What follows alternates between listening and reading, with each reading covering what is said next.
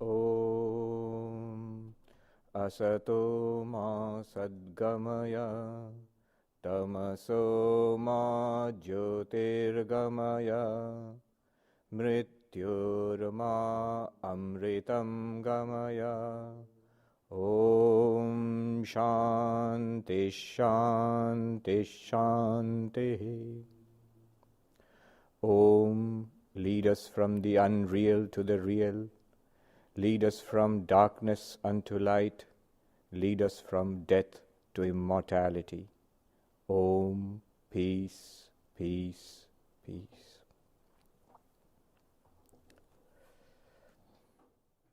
Good morning to the brave few who braved the sleet and the cold and the rain and came for the Vedanta class.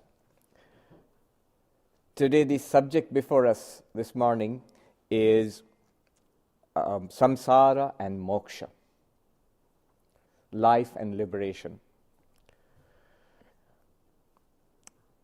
You see, Vedanta holds, and we have heard this again and again, that Brahman, the ultimate reality, is omnipresent. It's there everywhere and is eternal. It's there all the time, in the past, in the present, and the future. And it's non-dual. There is nothing in the universe separate from Brahman. We have heard this, and we have read about it. But the fact remains, when we look at the experience of our lives, that far from being everywhere, we do not find Brahman anywhere. We do not find God at the ultimate reality. We don't find it anywhere. Far from being eternal and all the time, we do not find it anytime. We haven't found it in the past. We don't find it now. I don't know when we will find Brahman, the God or the ultimate reality. Let alone all beings being Brahman, we do not find Brahman in any being, either outside us or inside us. So what happened? What went wrong? Where is this precious Brahman of Vedanta? Where is this precious God of religion? Brahman is supposed to be existence, consciousness, bliss. Infinite existence, infinite consciousness, infinite bliss. Sounds nice. And we are supposed to be Brahman. Tat tvamasi, that thou art. Aham brahmasmi, I am Brahman. But when we look at ourselves, we certainly do not see ourselves as existing infinitely. We know that we were born, and we know that one day we shall die. That seems to be the one truth. Infinite consciousness. We find our knowledge is very limited, and our attention soon flags. Without a cup of coffee, our consciousness seems to diminish and wither away, and every day we go to sleep, we seem to lose consciousness. And infinite bliss, the less said, the better. Most of us, we are chasing happiness, and we find very little of happiness. Our quota of happiness seems to be very little indeed in this life. We find just little bits of happiness and a lot of suffering, a lot of misery in life.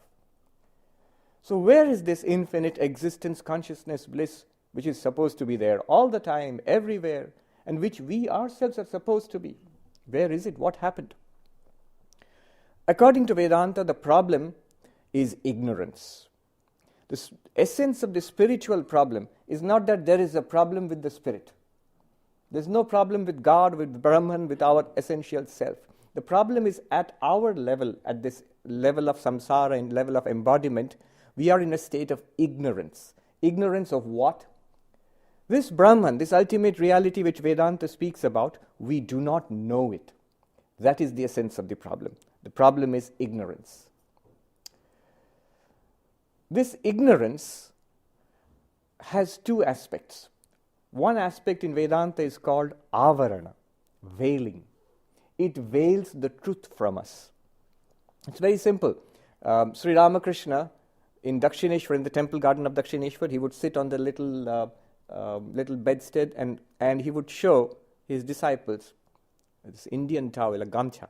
He would take that up and hold it in front of his face and say, "Look, you can't see me now." And then he would remove it and say that, "Look, you can see me now."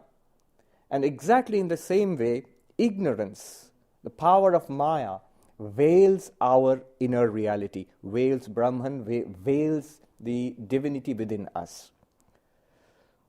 Another example he would give is from the Ramayana. When Rama and Sita and Lakshmana are going to the forest, Rama walks in front, Sita is in between, and Lakshmana moving behind. And Lakshmana is representative of us, the jiva, the individual being. And Rama represents God. And Sita represents the power of God. So as long as she is between Lakshmana and Rama, Lakshmana cannot see Rama.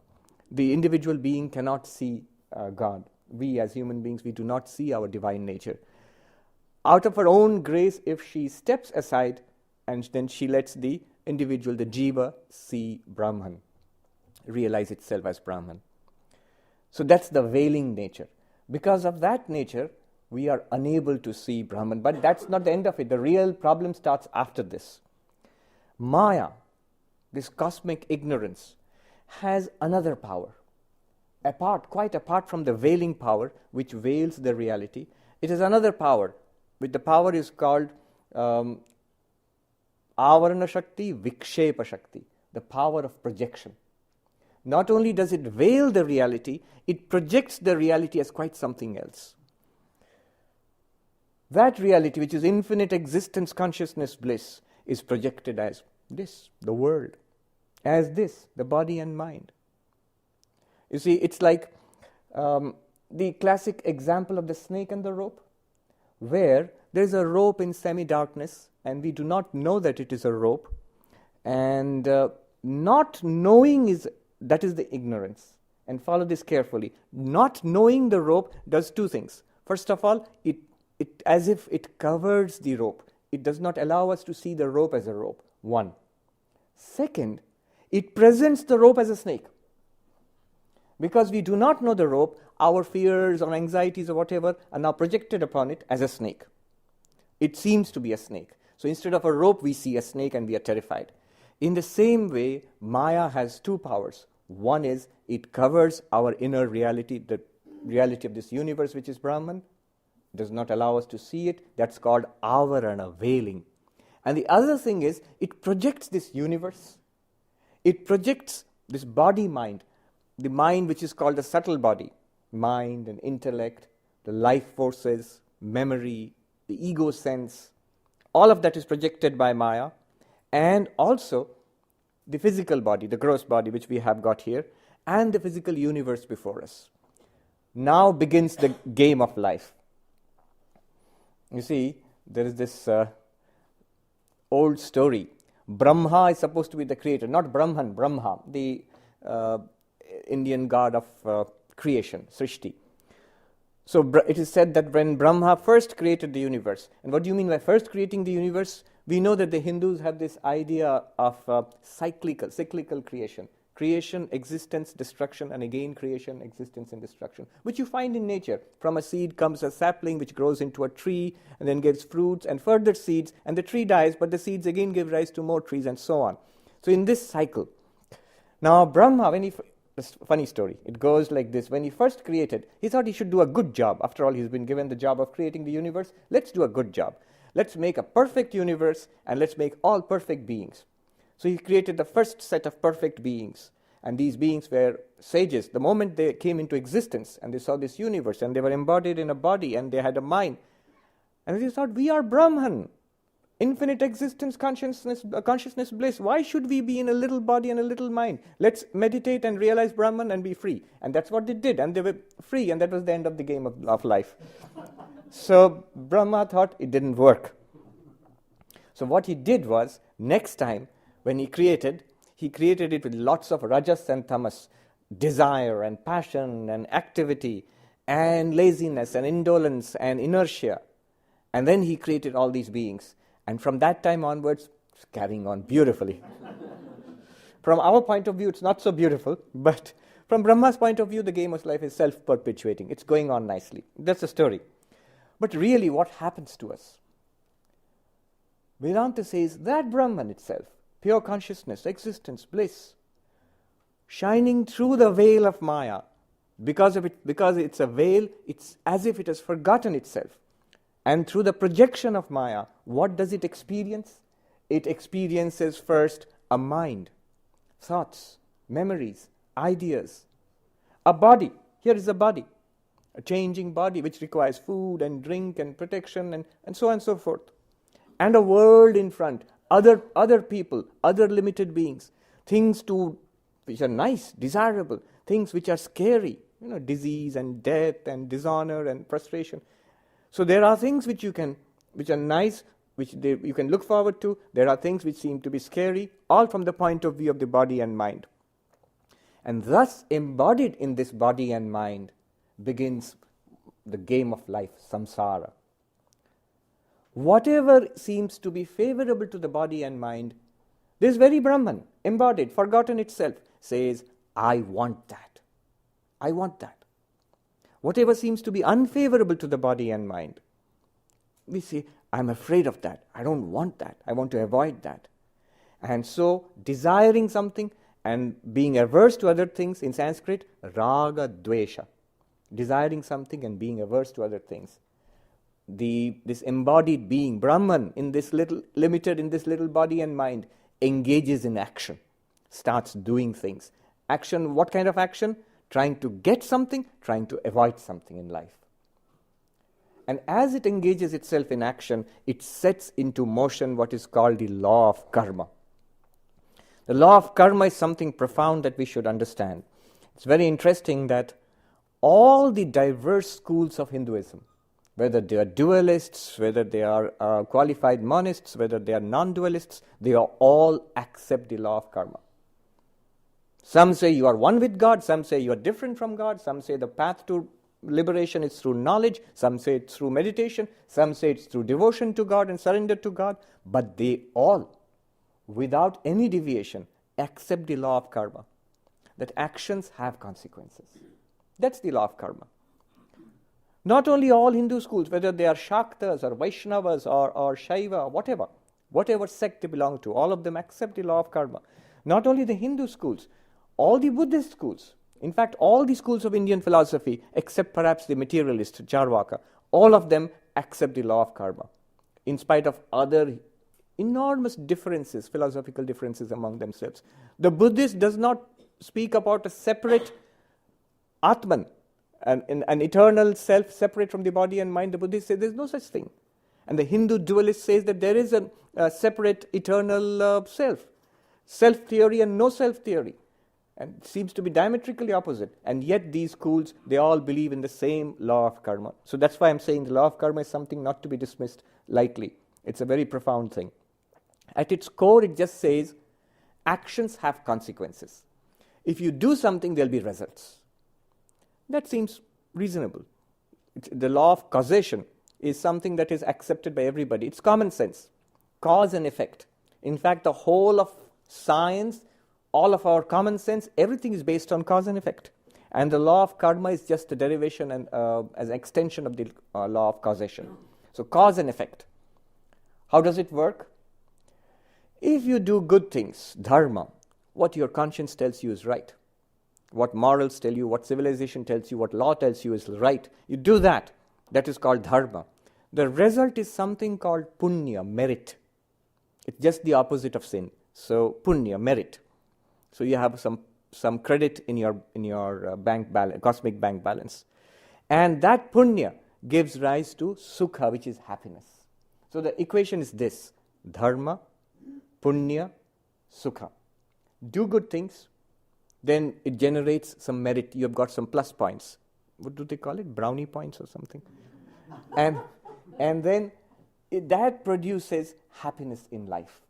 In this life or the next. And if one is naughty, adharma, the result is what is called papa, demerit or sin. And the result of that sin or demerit is dukkha, suffering. Yes. So the equation, the law of karma works this way. Dharma, punya, sukha. Adharma, papa, dukkha. And once this embodied being, Brahman embodied in body and mind, thinking of itself as an individual, the Sanskrit word is jiva, individual sentient being. It engages in action, it is caught in this machine of the law of karma. Its own actions generate experiences, further experiences, pleasant experiences, unpleasant experiences, sukha and dukkha. And it does not come to an end with one life. We often see a person has done so much evil and the person dies. We said he didn't suffer. That person, Hitler or somebody, didn't suffer for what the terrible things they did. Well, the law of karma says, wait, you don't know it. But that being is not gone. It will go into further embodiments. And the accumulated papa, the demerits, will give rise to unhappiness in future lives. And in the same way, good persons, every time we say that, you will get the result of this in future. So the law of karma says that is true. Good actions will give rise to good results. Vivekananda puts it so powerfully. Good, good, bad, bad. And none escape the law. But whosoever wears a form means body and mind, must wear the chain too. In fact, the law of karma says we have these particular bodies and minds right now, this particular body. It's produced by our past karma. And the experiences which we are getting in this life are also the product of our past karma. We get a lot of pleasant experiences, unpleasant experiences. Often, we plan so much for our life, but when you look back upon life, you see a lot has happened without your planning. Everybody, I can see a lot of people nodding. It's true. The older you get, the more you look back upon your life, how much of what happened in your life was your own planning, your own vision, and how much of it you didn't know, it just happened. So this life, what we are getting in this life, is a result of our past lives. What we have done in past lives, it's giving results in this life. So our present life, this particular body and the experience we have in this life is a result of past karma. And so also our future lives. You see from this law of karma how the idea of rebirth, birth and rebirth. Because we have past karma, we have to be born to get the result of that. Because we generate new karma in this life, it will lead to future lives. Because we see that we have so much diverse experiences in this life and we cannot explain it in this life, we must accept that they were past existences. I existed earlier. And I shall continue to exist in future. So this series of lives, birth and death and rebirth and so on, is in fact a corollary, a derivation from the law of karma. So law of karma and rebirths, many lives, they go together. And this is in fact accepted by all the schools of Indian philosophy, except again I mentioned the materialists. But the Buddhists, the Jains, and all the Hindu schools, they accept that we have many lives. Now in this life, what is it that we are looking for? We are looking for happiness. We are trying to get sukha, happiness, and avoid misery, suffering. That's, in the essence, that's what we are looking for.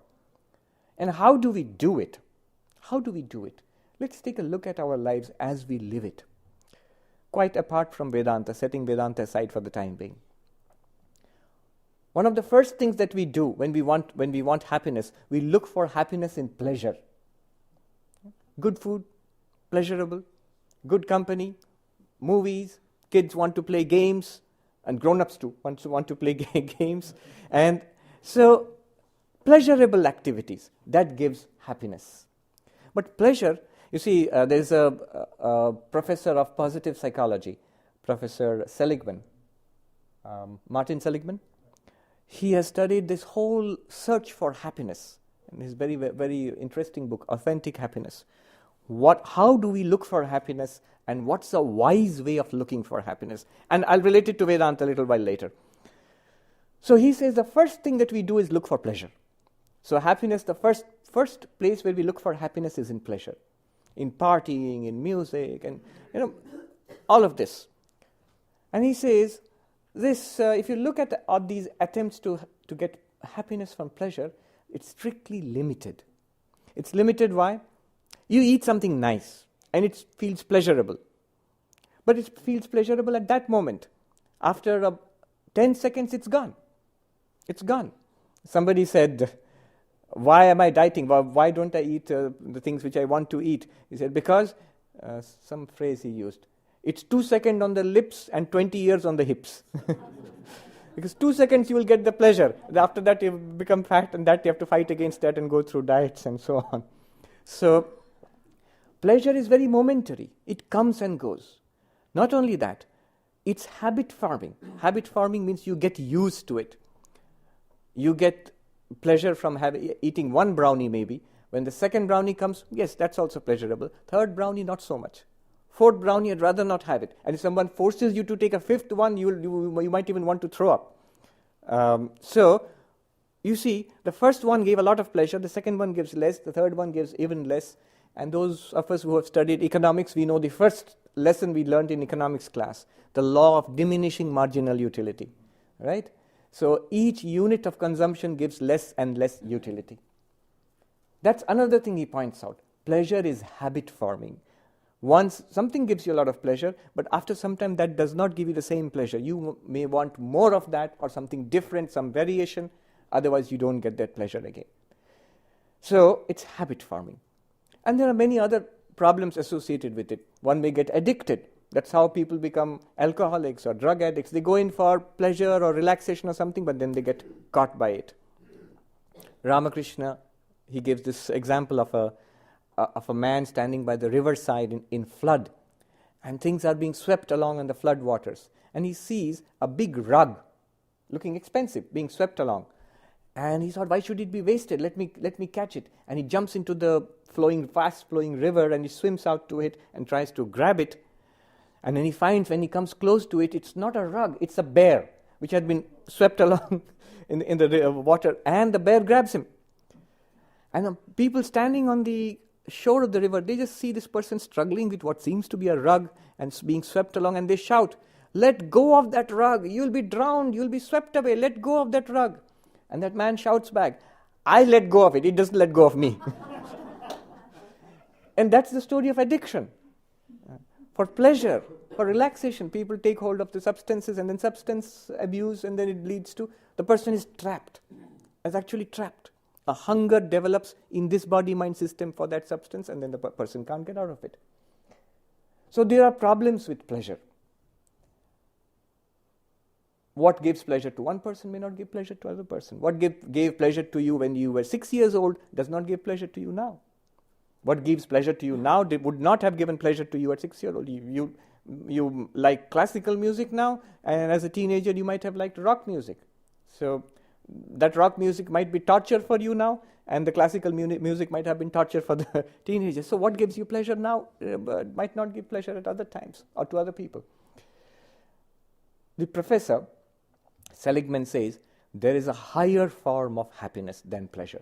What is that? He calls it engagement. And he has this equation. Happiness, H, is equal to small p, pleasure, plus E, engagement.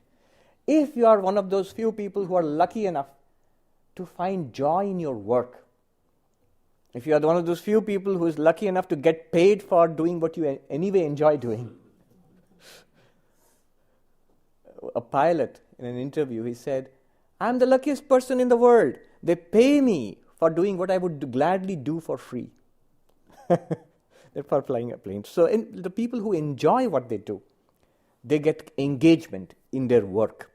So their minds and their skills are absorbed and challenged, and they kind of get engagement. There's a whole psychology behind this, the psychology of flow, where you're fully engaged in your activity. It might not be a profession. Sometimes people are not interested in the profession. They're just doing it to earn money. But then they have a hobby. Then they have a pastime. Maybe somebody plays something. Maybe somebody is a musician or an artist as a part-time thing. And they get joy there, engagement there. Now the point is, the happiness that you get from engagement is of a different kind than the happiness you get from pleasure. And it's a greater kind of happiness. Engagement need not be pleasurable. When you're working hard at something, or maybe you're a musician, you're practicing hard, that may not be pleasurable. It's hard work. Often it's not pleasurable, but it's deeply satisfying. You see, it's the difference between learning to play a musical instrument yourself and sitting back on the couch and watching a musician play an instrument. Learning to play a game yourself and going out there and playing, or sitting back and watching a game on TV. The game on TV might be a better game than you play, but the happiness there is pleasure. It's passive. One sign of pleasure is it's passive. You absorb it. Whereas if you go out there and play, your skills, your energy, your attention is engaged there, that's engagement. That's not passive pleasure. So that gives you actually greater happiness, engagement. Some work, you see, it's one of the great illusions. We think that work is distracting, work is unpleasant, it's something that you have to get over and then go back, and the real happiness will be when you go back and relax on your couch and or watch TV, what do they call it? Couch potato. So that will be happy. But actually, Seligman shows that surveys have been taken. When you actually ask a person in the middle of work, rate your happiness right now, and they consistently rate themselves and giving themselves high levels of happiness when they're actually doing something. Later on, when they're not doing something, when they're asked to think about work, how happy are you at work? They rate themselves very low. They think, no, I'll be unhappy at work. Actually, when a person is working, if you ask, are you feeling good? Are you engaged? Are you feeling alive? Yes, I am. So there's an illusion. We seem to think that work is unpleasant, and so we should not be happy in work. But we are actually happier in work, in engagement, than in pleasure. And then Seligman goes on to say, there is a higher level of happiness than that. There's actually a higher level of happiness than engagement. And that he calls meaning, M. So H, happiness, is equal to P, pleasure, plus engagement, E, plus M, meaning. If you are one of those rare few people who find a purpose, a higher purpose, a deeper meaning in life, that meaning gives much higher happiness. See, for example, I have seen people who are well engaged in their careers.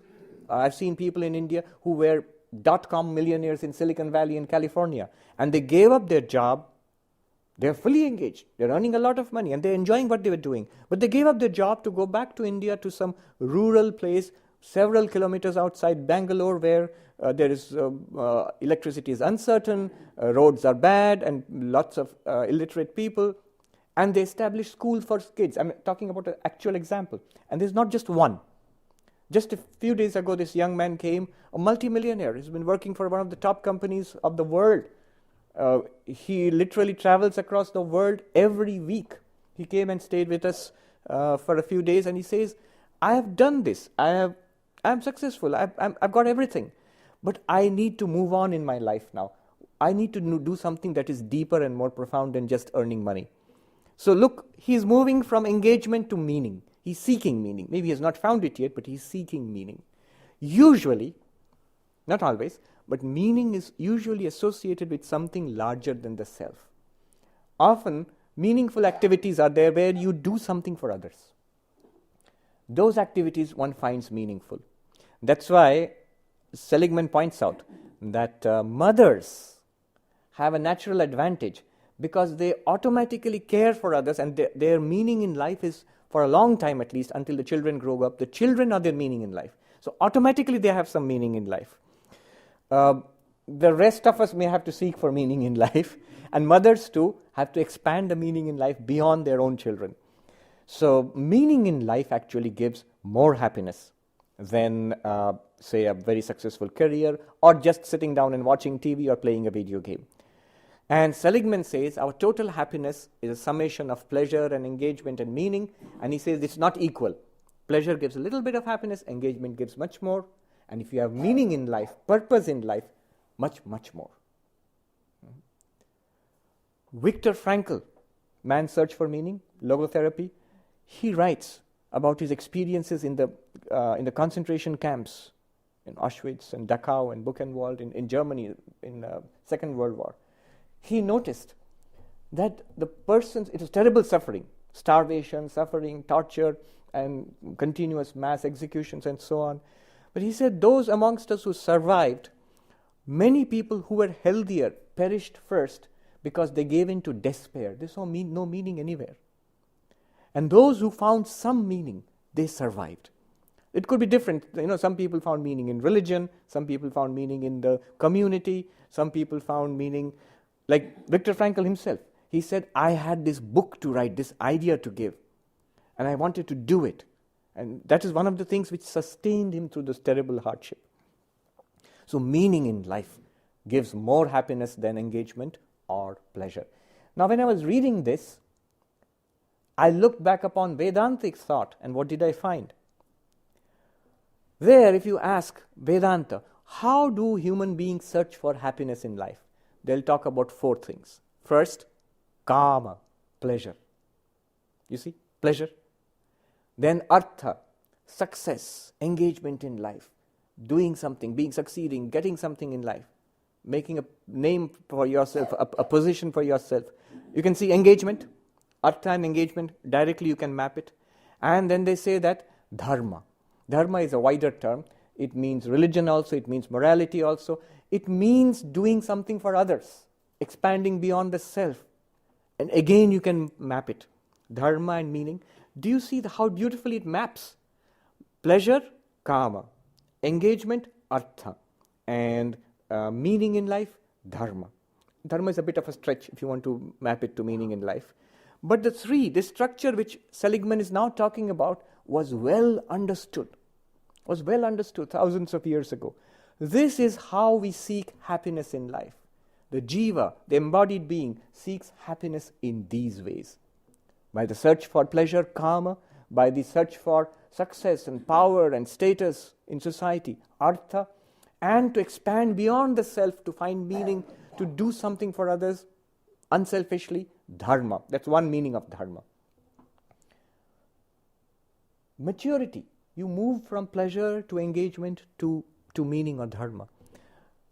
You see, this was well understood earlier. Nowadays, if you look at society and you look at the world around, I want to be happy. And what does the world tell you? Buy this gadget, you'll be happy. How do you know? Because in the advertisement, everybody who's bought the gadget is smiling. Buy this soda, you'll be happy. Buy this car, you'll be happy. Consume pleasure and engagement, happiness. Happiness means you consume these kinds of gadgets and these kinds of foods and these experiences, vacations, so forth. Plus, you make $1 million on Wall Street or in Silicon Valley or something. That's the definition of success. If you are not happy that way, then what is the solution? If you want more than this, our world, modern world, seems to have no further answer than this. You're not happy with your iPhone 6, well, iPhone 7 will make you happy. More of consumption, more of pleasure, more of engagement, that makes you happy. This job does not make you happy? Here. On the subway I saw, there's a sign there. Are you going to a job you hate? Contact us. Call this number. Which means I will give you another job. Replace one engagement with another engagement. We seem to have no other answer. You got this latest car, now you aim for your private jet or something. That again a variation of the same thing, pleasure and engagement. What other answer is there? I have seen people, friends of mine, I met them 20 years ago, who were gunning for success, and they got it all, a family and success and everything. Some people come and they say that, we know this is what our life is going to be like. We know, we have children now, we have a job, and it's good, but at the same time we also feel a little trapped. Is this all that it is going to be? Then I'll get old and die, and that's it. If things go well. The old idea of dharma, artha, kama, and what Seligman is now saying, pleasure, engagement, and meaning, gives you a clue. There must be a time when you must move from engagement and pleasure to meaning in life. From artha and kama to dharma, to expanding beyond the self. One powerful way of getting happiness straight away in life is expanding beyond the self. It seems counterintuitive. I want happiness for myself. And yet, the answer seems to be, instead of trying to make yourself happy, try to make others happy. You'll become happy. Vivekananda said, unselfishness is more paying. Paying for whom? For you. But it takes maturity to understand this, he said.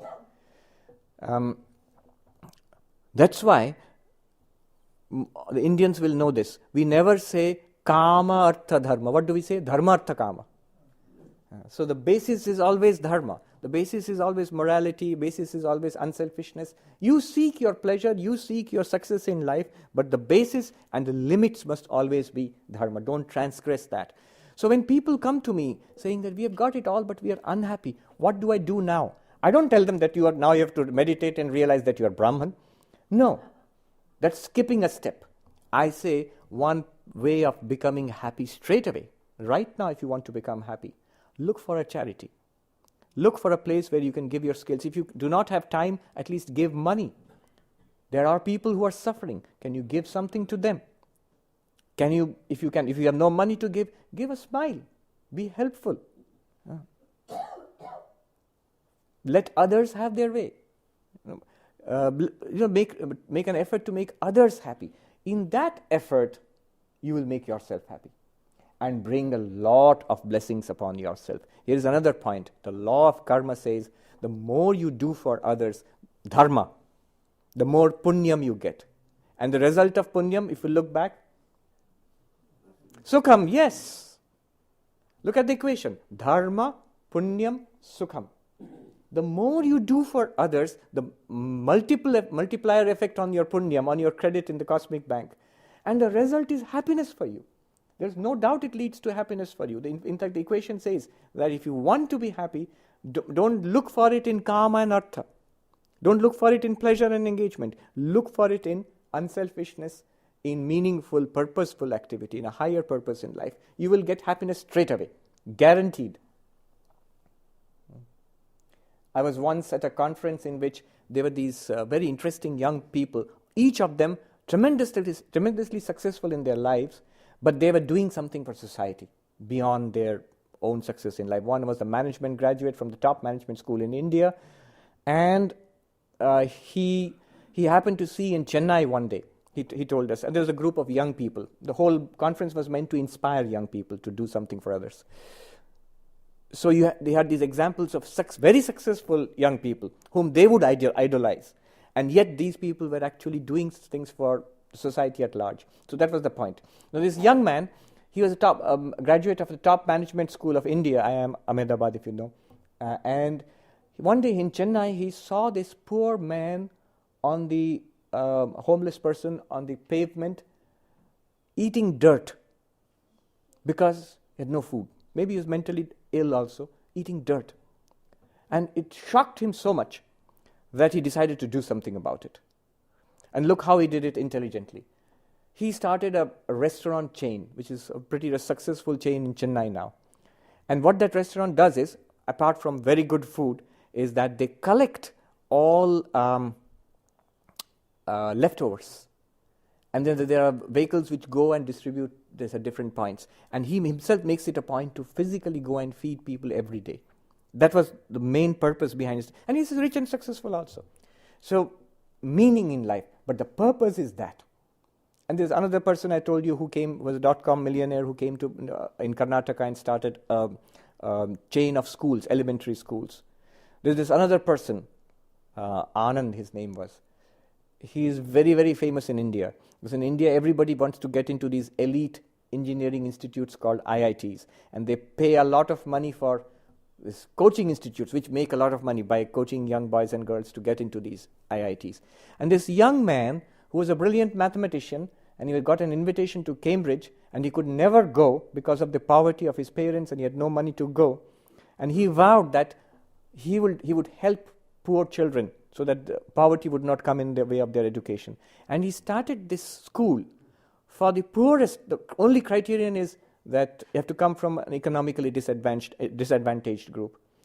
And he would take these boys and girls without charging them any money at all. He would pay for their board and food and everything, and he would train them up, and every year all of his students get into these IITs. So it's called the Super 30, it's in Patna. It's a phenomenon in India. Of course, the coaching industry hates him. They don't know how he does it, but so he was there. Now these young people who were there in that audience, they asked all of these people on the stage, what great sacrifice. When something came to my mind, I was conducting the program. So I asked each of them in turn, do you think you have sacrificed your happiness for the welfare of others? And each of them said, no, I am much happier than I always was. I don't think I'm sacrificing anything. If you would offer me the power and wealth and success which I had earlier, I wouldn't want it now. I'm much happier now. You see, dharma, meaning in life. In Seligman's equation, the M. In kama artha, dharma. If you do that, you are actually much happier. Seligman himself conducted a nice experiment in his class one day to show how doing things for others makes you happy. One day in class he said, today there is no class, we'll go to a movie. Movie? Pleasure? So we'll go to a movie. And I'm sure the kids were very happy, the college kids. Okay, let's go to a movie. After they came back from the movie, being a psychology professor, he handed out a questionnaire. He said, rate your happiness from the movie, 1 to 5. 1, not happy at all. 5, very happy. 3 or 4 in between. And they all gave some rating, 3 or 4 or something. And the week after that, he said, today again, no class. I can imagine the students going, movie again, sir? No. Today we are going to this end of the town where we have got the kids from poor families together, and we are going to spend the afternoon with them. We have collected clothes and toys and all. We'll give them gifts, and we'll make friends with them. And so they all went, these elite college kids, and made friends with these other kids, and they spent the afternoon with them. Came back, questionnaire, rate your happiness. They gave some rating, 4 or 5, something. Now the real thing came 6 months later. Suddenly in the middle of the class, he came with questionnaires and he distributed it. Look back, recall that afternoon when we went to a movie. Think about it now. How much happiness does that movie give you now? 1 to 5. And many of them said, we all remember that we went to the movie. I don't even remember the name of the movie. And happiness, yeah, something, I don't feel anything at all. I hardly remember the movie itself, let alone the happiness from the movie. So 1 or 2 or something. And you remember we went the next week to the kids? Yes, we remember that. When you think back that you did that, one afternoon you spent with the kids, how much happiness does it give you now, 6 months later? And they all gave consistently high scores, 4 or 5 or something. Whatever happiness it gave on that day, 6 months later it gives the happiness on that day. And I can predict 6 years later and 20 years later it will still give the same happiness. You never ever have regretted doing anything for others. When you do something for others without any expectation of gain, throughout your life, whatever may happen, you will not regret that, having done that. That's very interesting. That's very interesting. So dharma, meaning in life, gives more happiness. But is this all? Is this all in life? Houston Smith, he writes in his introduction to Hinduism, in his Religions of the World, after all the pleasures, enjoying the pleasures of life, enjoying success in life, enjoying high culture, after all of that, one asks. He in fact says, after Bach, one can still ask, is this all? It seems ungrateful to ask that, but you can still ask that, is this all? Isn't there anything more? Very soon I'll die and it'll be gone. What is the meaning of this life? What is the purpose of this? Do I exist after death? Is there anything beyond all this game that I played for a few years, short years on this planet? So that question that the good Professor Seligman has not talked about, he stops there at meaning in life. But Vedanta says, yes, now you are asking the real question. What is the point of this game of life which we are playing? We're seeking happiness here. Is there something beyond this life, beyond death? Was there something before our birth? What is the purpose of this ultimately? Is it simply to do good to a few poor people and that's it? Is that all of life? That's good, but it cannot be all of life. If you have this question, and I'm sure you have it, that's why you have come to the Vedanta Society, then Vedanta says, if at last you are asking the real question.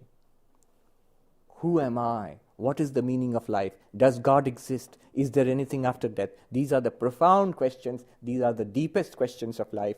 And yes, there is an answer to that. That's called Moksha. Moksha literally means freedom. Freedom from what? Are we trapped?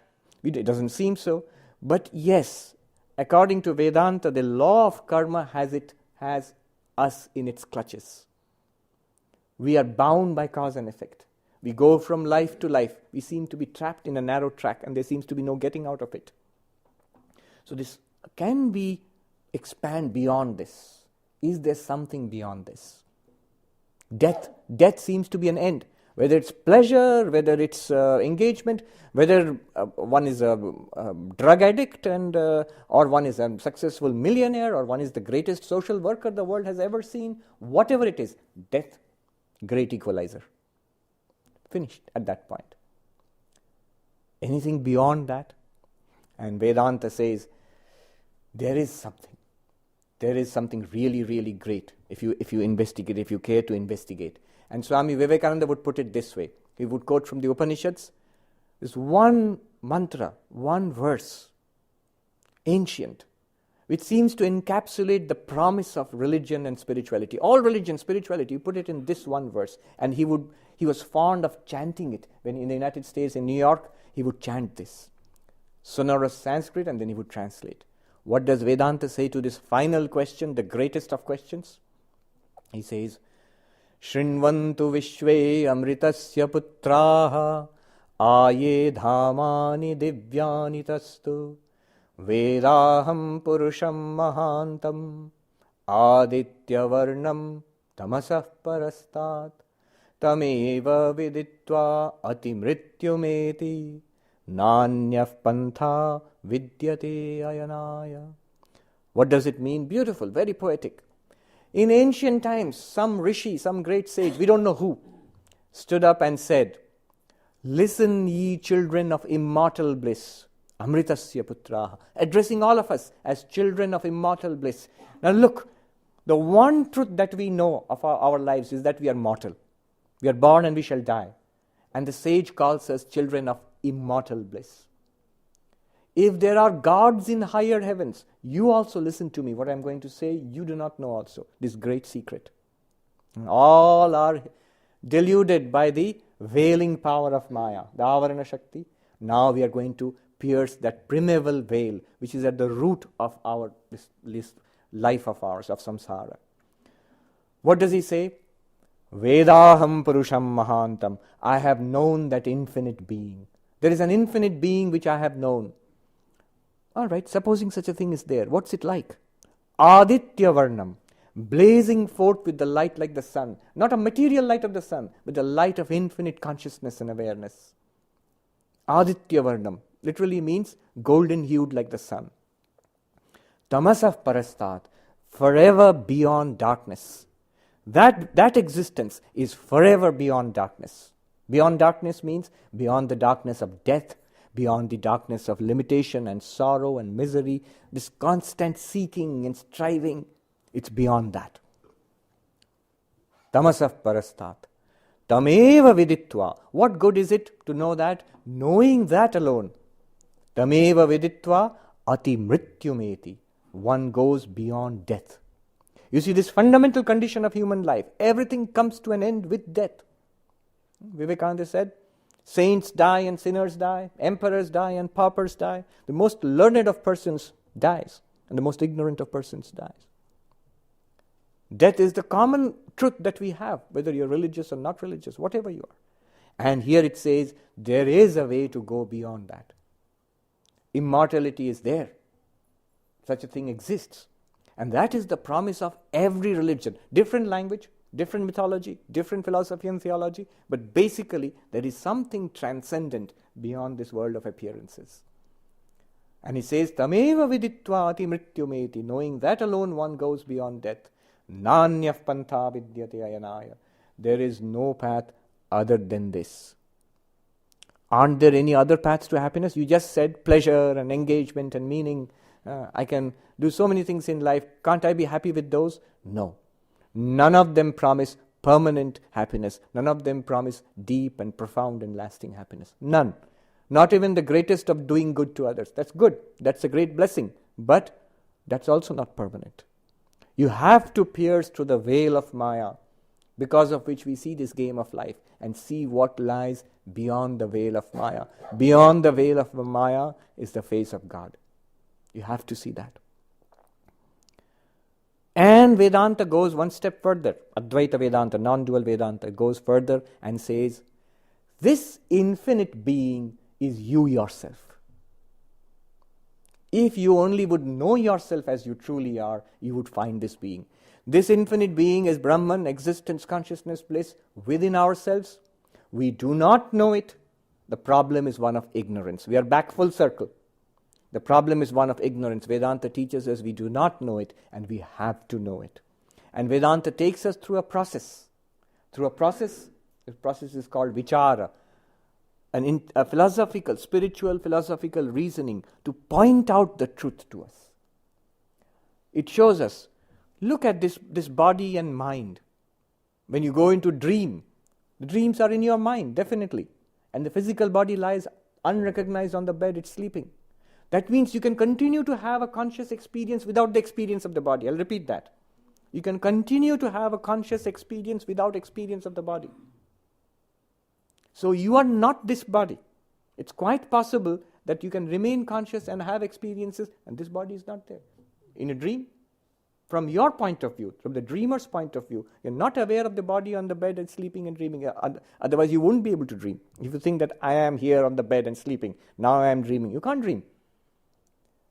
In the same way, in deep sleep, when the mind shuts down, the absolute blankness of deep sleep, awakening from which we say, I slept happily like a log, I did not know anything, that was an experience. That means there is consciousness there too, which experiences the absence of the mind, the absence of waking, the absence of dream.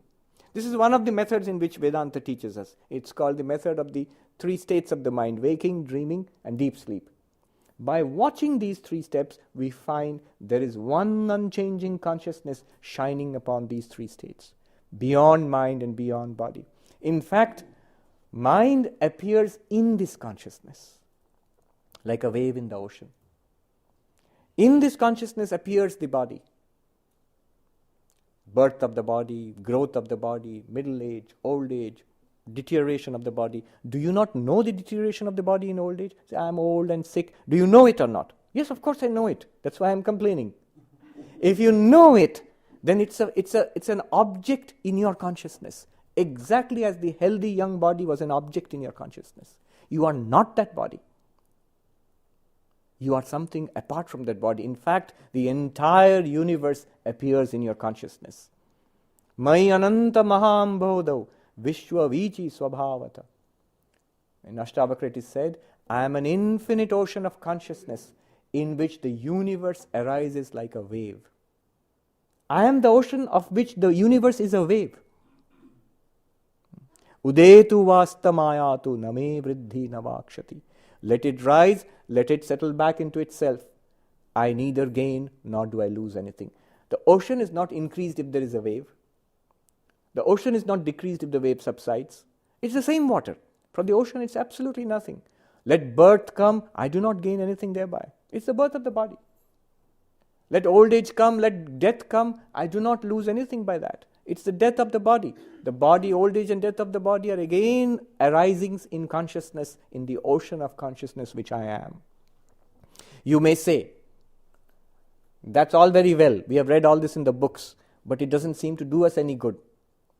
It doesn't seem to do us any good because we have to do the preliminary practices. And Vedanta teaches us there are certain preparations necessary. Morality, first of all. A moral life is absolutely necessary basis for spiritual life. One may be moral without being spiritual, but one cannot be spiritual without being moral. So morality is first, and then unselfishness. From selfish action to unselfish action, we already saw that is a good way of happiness, but that's also essential for spiritual life. Beyond that, devotion, prayer, meditation, all of these practices, there are entire technologies of these, so much literature is there, so many techniques are there. Those are given as supporting practices. With those practices, the vichara, the philosophical spiritual inquiry of Vedanta, will give rise to that intuition called Brahma Jnana, that flash of awareness which removes the avarana shakti of Maya, the veil of Maya. It actually works like that. I've heard it from people who have experienced it. It was like a veil lifting. Brahman is right here. God is right here. You are none other than God. The thinnest of veils separates you from that, right now. For an enlightened person, they look upon us with amusement and pity and sadness. Why is it that they suffer? The infinite is there. There was a song, I think, of the poet Rajanikanth, that sitting by the river of immortality, of nectar, they die of thirst. Not once do they turn around and see that rushing river of immortal bliss. They die of thirst. They are digging in the sand for one drop of that water, which is right there. By their birthright, it's theirs. They never care to turn around once. Turn around once means to look inside. We're always looking out there. In fact, Vedanta says the whole problem, why we are unable to overcome that primeval ignorance, is we are distracted. We are distracted by the world, by people, by relationships, by suffering, by enjoyment. We are distracted by the body, and most of all, we are distracted by our own minds. The first trick that the mind plays is, I am the mind. I am the mind. Happiness of the mind, I am happy. Desire of the mind, I want. Misery in the mind, I am unhappy. Anger in the mind, I am angry. This is a trick. You are not the mind at all. It's not very difficult to see that at all. So, we are distracted. Now, if you look at the yogas, Karma Yoga, Bhakti Yoga, Raja Yoga, and Jnana Yoga, all of them, they take your attention away from the world to God or to Brahman. Think about it. Karma Yoga, all the work which I was doing for this body and mind, or those who are related to this body and mind, family and colleagues and all. Now I do all that work for the sake of Brahman. I conceive of Brahman as God. I am doing work for God, not for the world. You see how attention is taken away. All my activities now flow towards God. The same activity I'm doing. You may be taking care of your family, you may be taking care of your company, but that is now internally the attitude is, I am doing it for God. Look at Bhakti Yoga. What does Bhakti Yoga do? Very simple. The nature of desire is, I want the world. The nature of bhakti is, the same I want. The same I want. Remove the world, put God there. I want God. So all our love, our desire, our passion, even our anger, it all flows towards God. Once Swami Vivekananda was joking about Sri Ramakrishna, and somebody was a little scandalized, and he said, are you joking about Ramakrishna? And Swami said, why should I joke about you? Meaning thereby, when I talk about anything, even when I joke, it will be about the highest. I will not come down. I will not stoop down to that level of worldliness. Look at Raja Yoga, the path of meditation. Our thoughts are continuously going outwards. It's about things and people and happenings in the world. I collect it all and focus it inwards. Think about the higher self, about Brahman. See, attention, every place the attention is being collected from the world outside and taken in. You are not going to become God. You are that. You have to pay attention to that fact. All the yogas do only that. They take the attention scattered in the world, collect it, bring it back. They take our actions scattered in the world, collect it, bring it to God. Our affections, our desires scattered in the world, collect it, bring it to God. Our thoughts scattered in the world, collect it, bring it to God. That is Karma Yoga, that is Bhakti Yoga, that is Raja Yoga. And Jnana Yoga gives you the truth. That this world is an appearance, it's the snake. Like the rope which appears as the snake, it is Brahman, it is you who are appearing as this world. And Jnana Yoga actually logically, with reason, it points it out to you. So one day then we, following this path, when we want moksha, there's more to be said, but I'll stop here and then we'll go for question answers. We can talk more about it. When we follow this path of moksha, liberation, God realization, nirvana, salvation, whatever you call it, this highest goal that is open to us. When we follow this path, maybe in this life, if we are sincere enough, or maybe in lives to come, it's a path which gives results without fail. Krishna says in the Gita, definitely you will get the result, either in this life or at the worst in some time to come, and you will get liberation. That intuition will come when the veil of Maya, the Avarana Shakti, will fall away. What about the projection, this world? The projection will continue. That projection which was a source of temptation and terror for us, of misery and fear for us, that projection will become a playground. It's your projection. You will see you are the world. Or if you are devotionally inclined, you will see my beloved Krishna or Christ. Or that is appearing as this entire world. Dashrath ka beta ghat ghat mein leta, in Hindi they say. The son of Dashrath, King Dashrath, Rama, I see that the same Rama is in all beings, in everywhere. That will become the experience. Then this samsara itself will become moksha. There is no difference. There is a hair's breadth difference between samsara and moksha. The only difference is ignorance. There is no difference in place. Moksha is not another place. Samsara is not another place. It's right here. There is no difference in time. It's not that it's samsara now and one day it will become moksha. Oh no. The difference is in ignorance and knowledge. The moment you get that intuition, moment we realize that, it flashes and dawns upon us, we will see not only, you might say that, why do you say there's no difference in time? Right now we are unenlightened and there will come a time when we will be enlightened. So there's a difference in time. The difference in time is from ignorance to knowledge. Not that moksha was produced afterwards. Not that moksha will come at that time. When you become enlightened, it's the experience of all enlightened person. It was there all along. I never saw it. The Divine Mother was right there behind me all along. In all my life, I never saw it. Now I see it. That's the difference. We pray to the Lord that that blessed day may come soon in our lives. With that prayer, I end now. Om Shanti Shanti Shanti Harihi Om Tat Sat Shri Ram Krishna Arpanamastu.